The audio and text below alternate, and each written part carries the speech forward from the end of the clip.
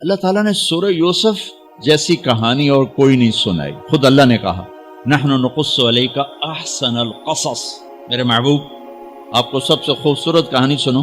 سب سے خوبصورت کیا ہے؟ یوسف کی کہانی.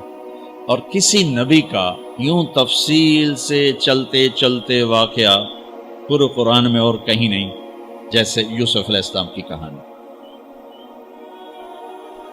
یوسف علیہ السلام کے بھائیوں کے ظلم کی وجہ سے 40 سال ان کو در بدر ہونا پڑا. 40 برس گھر سے جدا رہے.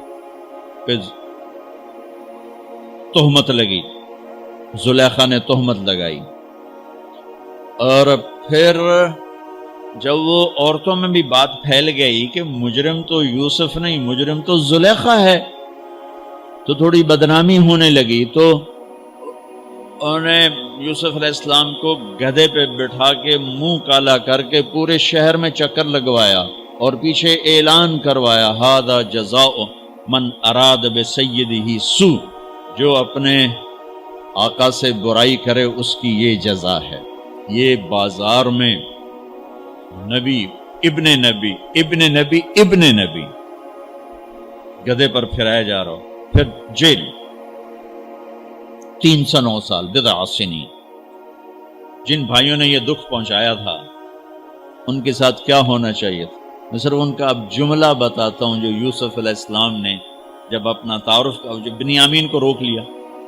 آپ پیچھے بھائیوں نے جا کر بتایا کہ بنیامین نے چوری کر لی تھی، اس کو وہ روک لیا ہے وزیر خزانہ نے. یعقوب علیہ السلام نے فرمایا کہ نہیں بیٹے میرا یہ خط لے جاؤ اور اس کو دے دو تو وہ امید ہے چھوڑ دے.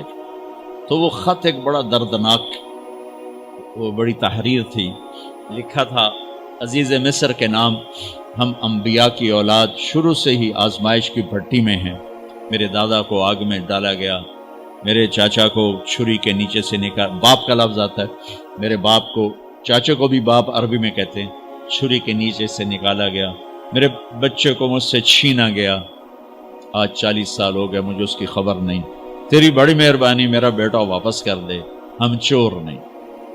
اچھا چونکہ یعقوب بھی نبی، یوسف بھی نبی، جب یوسف علیہ السلام اقتدار میں آ گئے تو اللہ کی طرف سے اجازت نہیں باپ کو بتانے کی کہ بھائی بتا دو میں ٹھیک ٹھاک ہوں.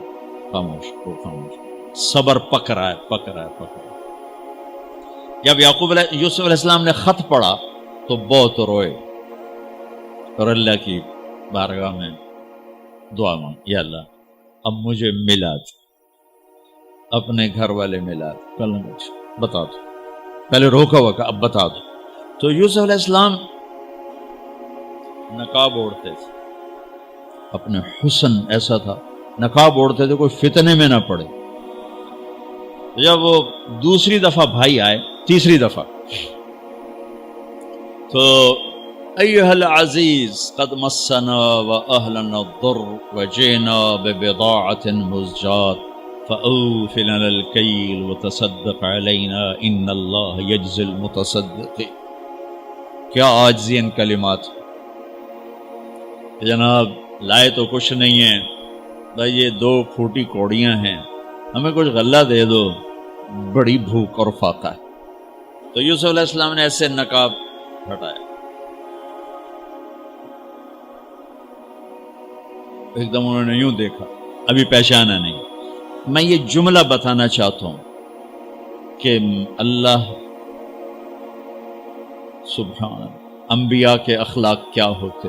مجھے کیوں سنا رہے، آپ کیوں سنا رہے کہ ہم اس کو پیچھے چلنے کی کوشش تو کریں. کیوں بد اخلاق ہو کے مرنا چاہتے، کیوں لوگوں کے دل توڑ توڑ کے اپنی قبر میں جاتے ہیں. اسے ٹوٹنے دو، اسے اللہ اقبال کی قبر روشن کرے. تو بچا بچا کے نہ رکھ اسے، تیرا آئینہ ہے وہ آئینہ کہ شکستہ ہو تو عزیز تر ہے نگاہ آئینہ ساز میں. اسے ٹوٹنے دو، اس کے ٹوٹنے پر اس کی قیمت بڑی لگے. اس سے وہ فریادیں نکلیں گی جو عرش کو ہلا دی. جو ساز سے نکلی ہے وہ دھن سب نے سنی ہے، جو تار پہ بیتی ہے وہ کس دل کو پتا ہے. اس سے وہ نغمے نکلیں گے کہ اللہ کے عرش کو ہلا دیں گے. اپنے آپ کو توڑ دو. دوسرے کو مت ٹوٹنے دو، اپنے آپ کو توڑ دو، اپنے آپ کو توڑ دو، کہ کائنات کا اٹل قانون ہے، ٹوٹ کے چیز بنتی۔ یہ کتنی دفعہ یہ توڑا گیا، پھر اسے جوڑا گیا، پھر یہ روڈ بنا ہے۔ یہ کپڑا کتنی دفعہ کٹا پٹا اور پھر جا کر زیب تن ہوا ہے۔ هل علمتم ما فعلتم بيوسف وأخيه إذ أنتم جاهلون۔ یہاں جو انہوں نے کیا تھا اس کے مطابق جملہ ہے قد علمتم ما ظلمتم بيوسف وأخيه إذ أنتم عامدون۔ اب میں دونوں کا فرق بتاتا ہوں۔ یوسف علیہ السلام کو کہنا چاہیے تھا آئیو نا ذلیل ہوتے میرے اگوں، لگ گیا نا پتا تو انو تم نے جو میرے ساتھ ظلم و ستم جو تم نے میرے اوپر ڈھائے اور جان بوجھ کے تم نے مجھے گھر سے بے گھر کیا، آج اس کا مزہ چکھ رہے ہو کہ نہیں چکھ رہے ہو؟ یہ کہنا تھا قد علمتم، تمہیں سارا پتا تھا، تم نے مجھے گھر سے نکالا، کنویں میں ڈالا، بازار میں بکا، تہمتیں اپنے دامن میں سمیٹ کے جیل میں گیا، یہ کہنا تھا۔ واہ واہ، یوسف علیہ السلام پہ قربان جاؤں۔ هل علمتم ما فعلتم بیوسف واخیہ اذ انتم جاہلون۔ مجرم کی طرف سے صفائیاں پیش کر رہے ہیں، مدعی۔ آپ بے خبری میں حل وہاں بولا جاتا ہے کہ مجھے پتا ہے کہ جو بات میں عثمان کو کہنے لگا ہوں اس سے معلوم نہیں۔ اردو میں ہم کہتے ہیں عثمان تمہیں پتا چلا، ابو بکر تمہیں پتا چلا، یہ ہے ہمارا محاورہ۔ تو عربی میں حل میرے بھائیو، آپ کو پتا نہیں چلا تھا بے خبری میں ما فعلتم، فعلا عربی زبان کا سب سے کمزور لفظ ہے۔ تھوڑا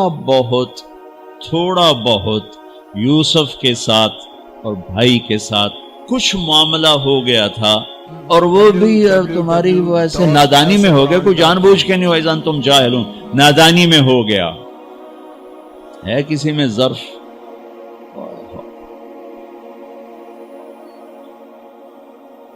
بھائیوں نے ایسے دیکھا۔ قرآن سارا ہی بڑا خوبصورت ہے، لیکن بعض مقامات پر آ کر انسان کو حیرت میں گم کر دیتے۔ قرآن سارا ہی خوبصورت۔ قرآن کی سب سے خوبصورت آیت کون سی ہے؟ وَقِيلَ يَا أَرْضُ ابْلَعِي مَاءَكِ وَيَا سَمَاءُ أَقْلِعِي وَغِيضَ الْمَاءُ وَقُضِيَ الْأَمْرُ وَاسْتَوَتْ عَلَى الْجُودِيِّ وَقِيلَ بُعْدًا لِلْقَوْمِ الظَّالِمِينَ۔ یہ قرآن کی سب سے خوبصورت آیت۔ یہ لفظ بھی یہاں اپنی جگہ پہ شاہکار ہے۔ اِنَّكَ لَأَنْتَ يُوسُف، اِنَّكَ لَأَنْتَ يُوسُف۔ حیرت، خوف، شک، یقین، ڈرے ہوئے، سہمے ہوئے، آس لگائے ہوئے، خطرے میں گھرے ہوئے، تھوڑا تھوڑا پہچانتے ہوئے، تھوڑا تھوڑا انکار کرتے ہوئے، بے شمار کیفیات کو قرآن نے دو لفظوں میں اِنَّكَ، شیر حیرت میں ہے، انگلیاں اٹھ رہی ہیں، اِنَّكَ لَأَنْتَ یوسف۔ پہلے شک پھر یقین، پہلے سوال پھر جواب، پہلے خوف پھر امن، پہلے ڈر پھر اطمینان۔ اِنَّكَ لَأَنْتَ یوسف، کہیں تو ہمارے خیال میں نہیں، یقیناً آپ یوسف ہو، یوسف تو نہیں، آپ یوسف ہو۔ میں نہیں ترجمہ کر سکتا، میں محسوس کرتا ہوں کہ وہ کیا اس وقت کیفیت ہوگی، الفاظ نہیں میرے پاس۔ انا یوسف وہذا اخی، ہاں میرے بھائیو ڈرو نہیں، میں یوسف ہوں، یہ میرا بھائی ہے۔ قد من اللہ علینا، سب اللہ نے ہمارے اوپر کرم کیا ہے۔ انہ من یتق ویصبر فإن اللہ لا یضیع اجر المحسنین۔ سارے قرآن کو دو لفظوں میں اللہ نے یہاں بیان کر دیا، جو تقوی اختیار کرتا ہے، جو صبر کرتا ہے، اللہ اسے ضائع نہیں کرتا۔ تقوی کسی مرد عورت کو اللہ سے جوڑتا ہے اور صبر کسی مرد عورت کو اللہ اور اللہ کے بندوں سے جوڑ دیتا ہے، جڑ جاتا ہے۔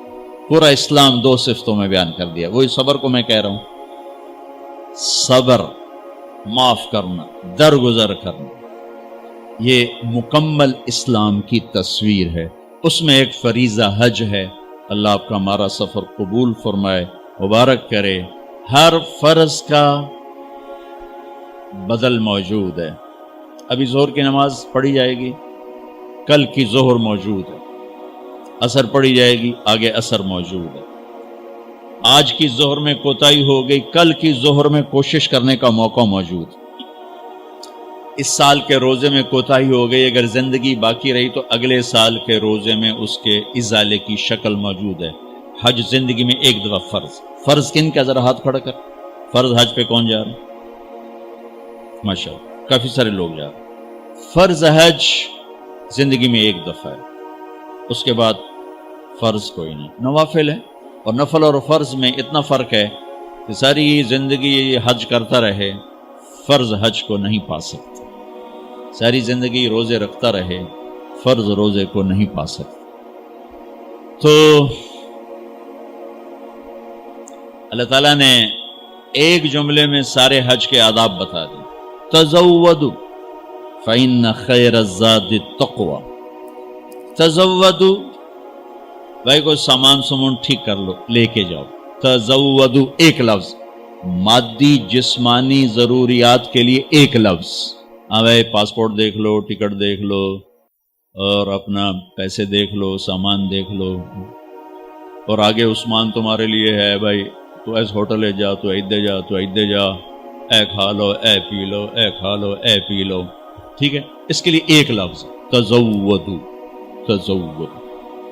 اور تمہارا تو حج بھی مہنگا ہے، لہذا تسی ذرا چوکھے ہی احتیاط کرو کہ تائیں پیسے بھی بوڑا ہو تو ٹائم بھی برباد کر کے آ جاؤ، وہ نوے ہر شے گئی۔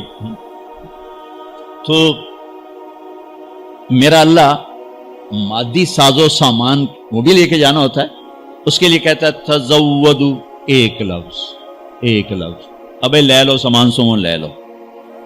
پھر آگے جو اصل حج کا سامان ہے اس کے لیے پورا جملہ بولتا ہے، پورا جملہ کا ایک سامان میں تمہیں اپنی طرف سے بتاتا ہوں۔ کیا لینا ہے کچھ نہیں بتایا۔ پہلے تو آٹا بھی جاتا تھا، ہماری تائی مرحومہ وہ 67-68 میں حج پر گئیں، قافلہ کٹھا، سارے ذمہ دار کٹھے، سارے خاندان کٹھے، بوریاں آٹے دیاں، بوریاں چاولوں دیاں، پیپے گھیو دے، بری جہاز پہ جانا، پورا ٹرک دا سامان ساڈی تائی دے نال ہوئے۔ ایک چاچا آئی، ایک تائی آئی، 2-4 بندے ساڈے خاندان دے آن، پورے ٹرک دا سامان نال جاندہ پہ۔ اس کے لیے ایک لفظ ہے تزودوا، لیکن اللہ نے کچھ نہیں بتایا کیا لے کے جانا کیا نہیں لے کے جانا، کہ تم آپ سمجھے کہ ایک سامان میں تمہیں بتا رہا ہوں وہ تمہارے ذہن میں نہیں، لہذا وہ غور سے سنو۔ تزودوا، ابے کو لے لو سامان، پھر آگے کہا جو میں بتانے لگا ہوں اگر وہ ساتھ نہ ہو تو سارا حج زیرو ہو جائے، اگر وہ ساتھ ہے تو سارا حج پورا ہو جائے گا۔ وہ کیا ہے؟ فَإِنَّ خَيْرَ الزَّادِ التَّقْوَىٰ۔ اتنا لمبا جملہ بتایا کہ سب سے بہترین حج کا سامان ہے تقویٰ، تقویٰ، یہ ساتھ لے کے جانا، تو ہمارا حج مزدار ہو جائے گا، بہترین ہو جائے گا۔ باقی اونچ نیچ ہو جائے گی لیکن بہترین ہو جائے گا۔ ایک سال بارش آ گئی، 8 لاکھ کھلے بھی روڑ گئے تھے، 2 لاکھ کھلے بھی روڑ گئے تھے، 15 لاکھ کھلے بھی روڑ گئے، بیٹھے رہو گئے۔ تو اللہ جب چاہے نظام توڑ دے، جب چاہے سارا نظام ختم کر دے، لیکن تقوی کو نہ بارش لے جا سکتی، نہ بجلی، نہ بھاپ، نہ گرمی، نہ سردی، نہ خیمہ، نہ ہوٹل۔ کا ہر مرد عورت کراچی سے چلنے سے پہلے حج کے سفر کے لیے تقوی کا سامان اکٹھا کرے، آنکھ میں حیا کا سرما لگائے، آنکھ بے حیا نہ ہو، کانوں میں ڈاٹ لگائے، کسی کی غیبت نہیں سننی، کسی کی برائی نہیں سننی، منہ پہ ٹیپ لگائے، گالی نہیں دینی، غیبت نہیں کرنی، لڑنا نہیں، جھگڑنا نہیں، بدتمیزی نہیں کرنی۔ چھوٹی چھوٹی باتوں پہ لڑ رہا تھا، میں نے کمرہ نہیں دیتا، میں نے ایتھے نہیں دیتا، میں نے ایتھے نہیں دیتا، روٹی ٹھڈی آ گئی، سالن ٹھڈا آ گیا، وہ اس پہ لڑ رہے ہوتے ہیں۔ وہ بھول جاتے ہیں ہم تو اللہ رسول کے مہمان ہیں، اور اللہ رسول کی مہمانی میں جو تکلیف آتی وہ تو جنت کا سامان بن رہا ہے۔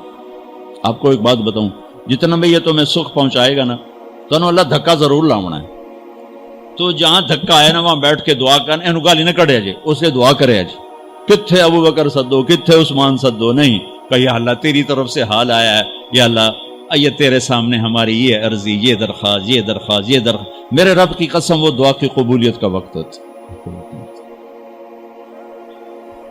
92 کا حج میں نے کیا تھا، جدے والے بڑا وی آئی پی حج کراتے تھے اس وقت، لیکن ہماری بس جو پھنسی رش میں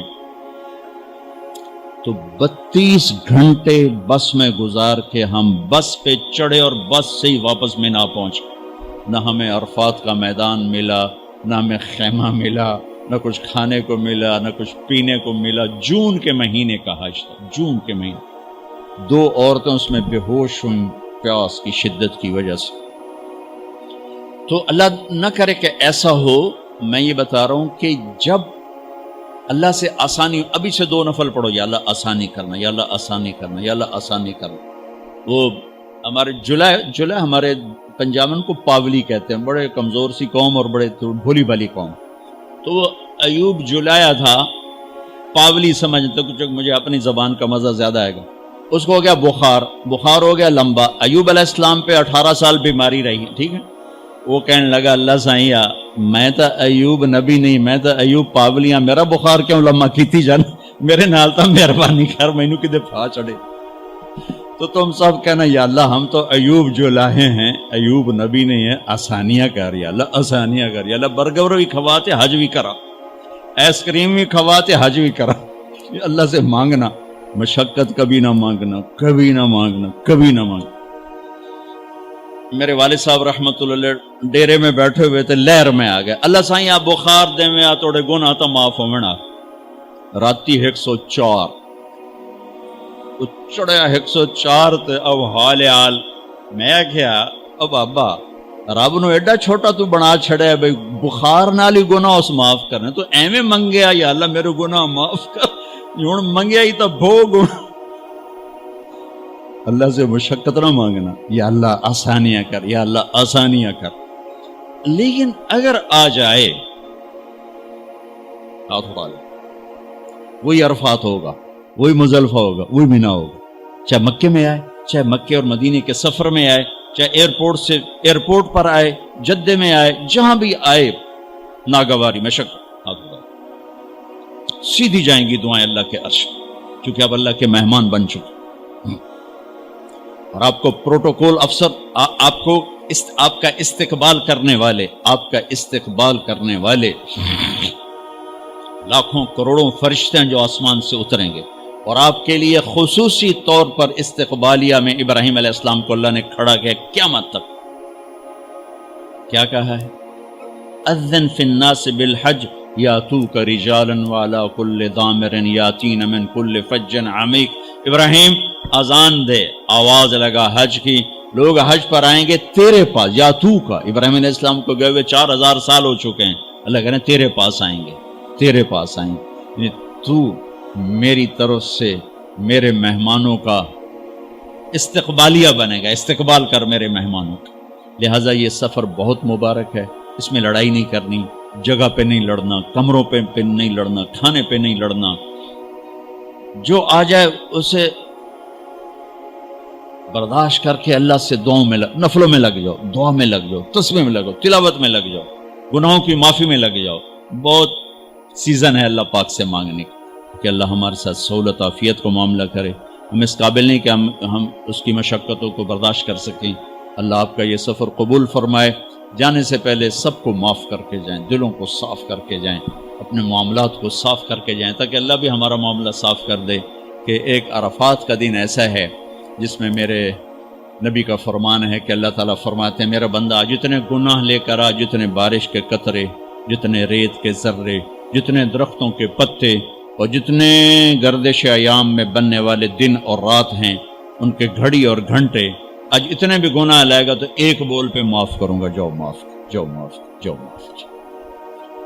تو حج کا سفر بہت مبارک، بہت خوبصورت ہے، اللہ تعالیٰ آپ کے لیے، ہمارے لیے اسے ہماری نجات کا ذریعہ بنائے، قبولیت کا ذریعہ بنائے، جن کا فرض ہے اللہ تعالیٰ فریضہ کی ادائیگی کی شکل پیدا فرمائے، جو نفلی طور پر جا رہے ہیں تو اللہ کو پسند ہے اس کے گھر بار بار آنا۔ تابعوا بین الحج والعمرہ، حج اور عمرہ بار بار کرو، بار بار کرو۔ فإنہما ینفیان الفقر والنفاق، بار بار حج اور عمرہ تمہارے نفاق کو بھی دور کرتا ہے اور تمہارے فقر کو بھی دور کرتا ہے۔ اللہ کے گھر کی حاضری جتنی دفعہ نصیب ہو مانگتے رہو، جاتے رہو۔